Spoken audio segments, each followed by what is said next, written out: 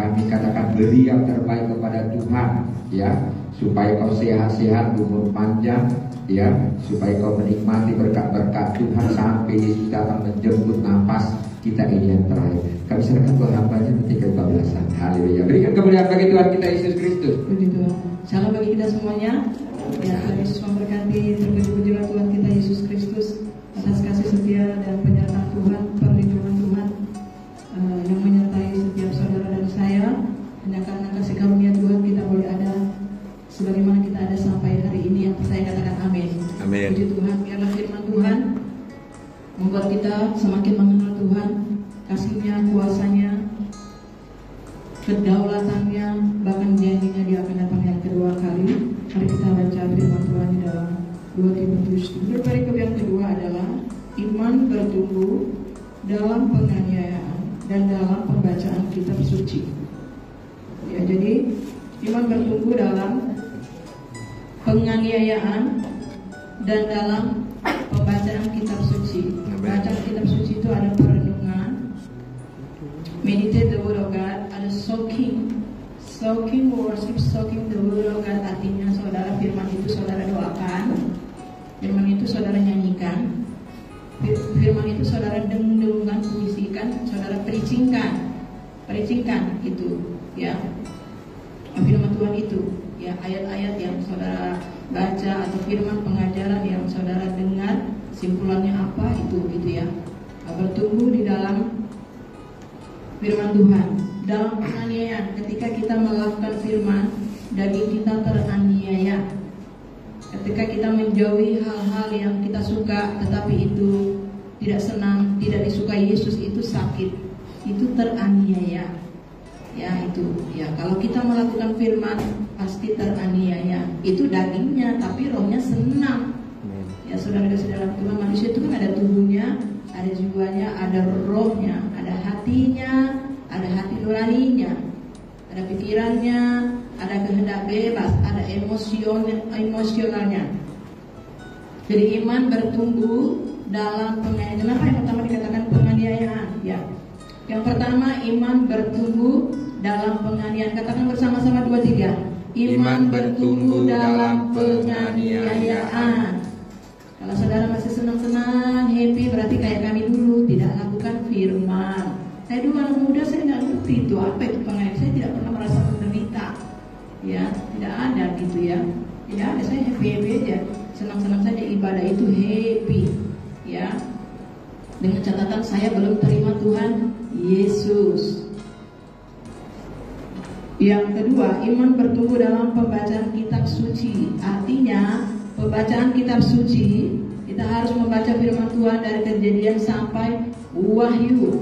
Yang belum pernah membaca firman Tuhan dari kitab Kejadian sampai Wahyu, bacalah dulu kitab Yohanes. Siapa tahu tiba-tiba Tuhan panggil, kau sudah punya iman dan terima Tuhan Yesus. Yohanes, kitab Injil Yohanes. Ya, Yesus anak Allah. Siapa yang percaya akan diselamatkan. Siapa yang tidak taat akan dihukum. Kitab Yohanes, Injil Yohanes, Injil Lukas, Injil Markus, Injil Matius, itu wajib baca. Ya. Di akhir Matius pasal 7. Pasal 7 kan?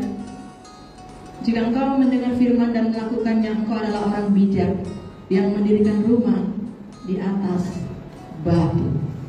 Jadi firman itu dilakukan. Tuhan ajar kita melakukan firman. Katakan melakukan firman. Melakukan firman. Ya, katakan melakukan firman.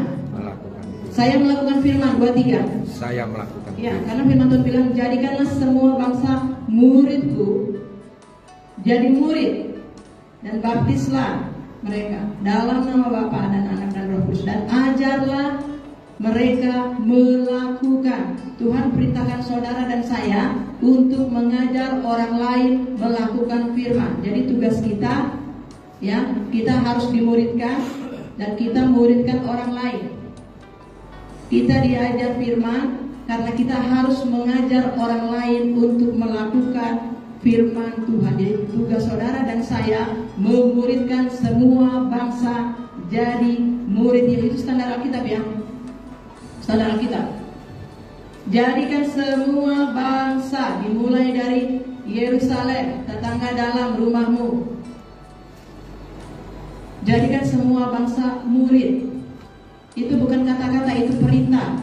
Jadikan semua bangsa murid. Jadikan keluarga kita murid Yesus. Anak kita jadi murid Yesus. Kita harus jadi murid Yesus. Gereja itu isinya murid Yesus, bukan jemaat. Umat Tuhan itu perjanjian lama. Umat Tuhan, jemaat Tuhan. Kalau perjanjian baru, gereja itu adalah orang yang sudah mendengar Injil dan menerima Injil. Orang yang sudah mendengar berita Injil tentang Yesus Kristus dan dia membuka hati menerima firman, dan dia punya iman kepada Yesus, dia menerima firman, dia menerima Yesus. Ketika dia menerima firman di hatinya, Roh Kudus masuk ke hatinya. Ini pintu masuk Roh Kudus masuk ke dalam seseorang. Ketika orang itu buka hati, firman dulu yang masuk. Firman dulu yang masuk ke dalam hati, maka firman itu adalah Tuhan Yesus sendiri. Roh Kudus masuk, maka Roh Kudus mengisahkan orang itu bahwa dia orang yang berdosa. Dia tidak bisa menyelamatkan dirinya dari alam maut, api neraka, hukuman kekal. Hanya Tuhan Yesuslah yang bisa menyelamatkannya. Oh, dia punya iman. Dan Roh Kudus menginsafkan dirinya akan dosanya, sehingga dia menangis karena kasih Bapa yang dia rasakan. Dan dia menangis, dia menyadari dirinya orang yang berdosa, tetapi Tuhan mengasihi dia dan menyayangi dia, dan dia mengaku dosanya. Bahkan atau mungkin dia menerima Yesus Kristus dulu sebagai Tuhan dan Juru Selamat pribadi. Setiap orang yang belum mengalami proses ini berarti dia belum menerima Yesus. Semua orang, biarpun anak-anak yang belum menerima Yesus Kristus, dia orang neraka, ada di neraka. Orangnya masih hidup di bumi, tapi sudah ada di neraka. Orangnya masih hidup di bumi, tapi dia ada di alam maut, dia ada di neraka. Dan dia akan di neraka selama-lamanya, kecuali Tuhan selamatkan dia. Kecuali Tuhan selamatkan dia oleh kasih karunia. Tuhan menyelamatkan dia. Makanya tugas saudara dan saya, muridkan semua bangsa jadi murid Yesus. Dan ajarlah mereka melakukan segala sesuatu yang Tuhan ajarkan. Saudara sudah jadi jemaat yang lama. Orang yang tidak beribadah itu dia tidak tahu firman, dan dia memang ada di neraka. Dan saudara akan dituntut. Ya, makanya terus doakan mereka di rumah dan di gereja, supaya Tuhan menjamah hati mereka. Dan juga saudara harus muridkan dan ajarkan. Makanya kita tidak bisa memuridkan kalau kita tidak jadi murid Yesus dulu dan tidak jadi murid di gereja. Kalau saudara bilang saya nggak perlu ikut pemuridan, tante saya mau sekolah Alkitab, saudara jangan ikut pemuridan di sini.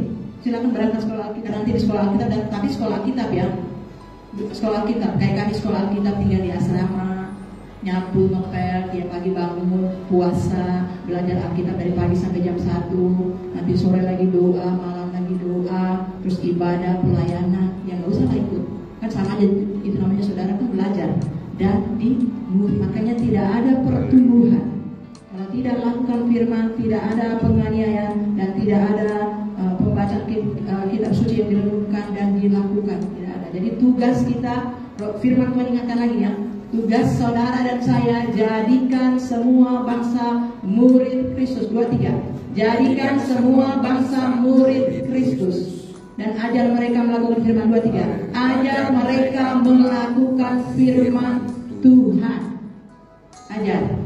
Tidak bisa ajar pakai mulut, pakai perbuatan. Bisa ajar pakai mulut dan perbuatan, nilainya A+. Ya, begitu saudara yang kesadaran Tuhan harus lakukan ini. Saudara harus lakukan sampai saudara mencintai melakukannya. Saudara harus dan saya harus melakukan itu sampai saudara mencintai melakukan itu. Sampai saudara tidak lagi dengan terpaksa, tetapi saudara mencintai melakukan itu. Kan kalau ada firman itu Yesus, firman itu kasih. Semakin iman saudara bertumbuh, berarti kasih saudara semakin bertumbuh. Haleluya. Itu dia. Karena firman itu kasih, firman itu Yesus. Saudara dikasih dalam Tuhan.